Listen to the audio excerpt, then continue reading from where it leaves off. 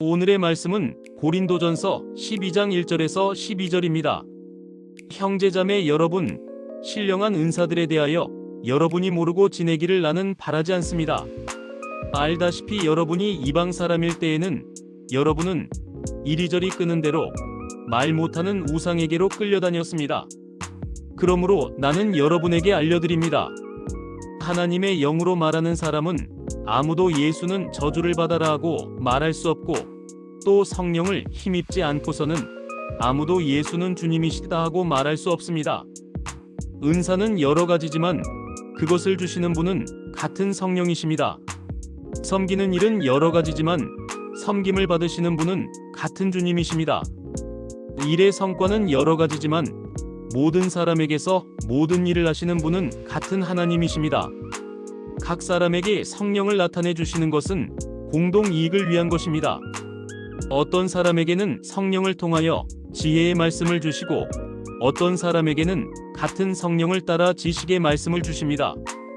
어떤 사람에게는 같은 성령으로 믿음을 주시고, 어떤 사람에게는 같은 성령으로 병 고치는 은사를 주십니다. 어떤 사람에게는 기적을 행하는 능력을 주시고, 어떤 사람에게는 예언하는 은사를 주시고, 어떤 사람에게는 영을 분별하는 은사를 주십니다. 어떤 사람에게는 여러 가지 방언을 말하는 은사를 주시고, 어떤 사람에게는 그 방언을 통역하는 은사를 주십니다. 이 모든 일은 한 분이신 같은 성령이 하시며, 그는 원하시는 대로 각 사람에게 은사를 나누어 주십니다. 몸은 하나이지만 많은 지체가 있고, 몸의 지체는 많지만 그들이 모두 한 몸이듯이 그리스도도 그러십니다.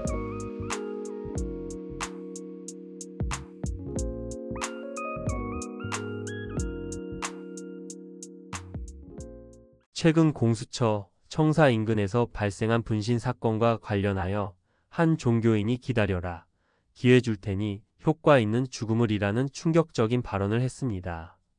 소중한 생명을 정치적 이익에 이용하려는 이러한 발언은 그가 평소 자신을 하나님의 계시를 받는 특별한 존재로 내세우던 것과 무관하지 않아 보입니다. 이처럼 자신의 영적 능력을 과시하는 종교인들의 특징적인 모습이 있습니다. 그들은 보통 사람들은 알지 못하는 비밀스러운 영적 지식을 가졌다고 자부하며 이를 근거로 다른 이들을 가르치려 들고 심지어 지배하려고 합니다. 자신들의 특별한 능력을 내세워 영적 계급을 만들고 다른 이들을 깔보거나 통제하려는 모습까지 보입니다. 그러나 초기 교회의 가르침은 이와 정반대였습니다. 바울은 고린도 전서에서 분명히 말합니다. 영적 은사와 재능은 결코 개인의 소유물이 아니며 공동체의 유익을 위해 주어진다는 것입니다. 즉, 은사는 자신을 드러내기 위한 도구가 아니라 공동의 선을 위해 사용되어야 한다는 것이 초기 교회의 주요한 가르침이었습니다. 각 사람에게 성령을 나타내 주시는 것은 공동 이익을 위한 것을 유심히 살펴봐야 합니다. 이러한 관점에서 볼 때 우리 각자가 가진 지식과 경험, 재능은 공동체를 위한 선물입니다. 이것이 교회를 위한 바울의 가르침이며, 이는 교회 공동체뿐 아니라 더 넓은 세상을 위한 것이기도 합니다. 우리가 가진 서로 다른 은사들을 자신의 이익이 아닌 공동의 선을 위해 사용할 때 진정한 공동체의 발전과 성장이 가능할 것입니다. 우리 각자는 공동의 이익을 위해 무엇을 할 수 있을까요? 각자 가진 서로 다른 은사들을 공동의 이익을 위해, 서로를 위해 사용할 수 있으면 좋겠습니다.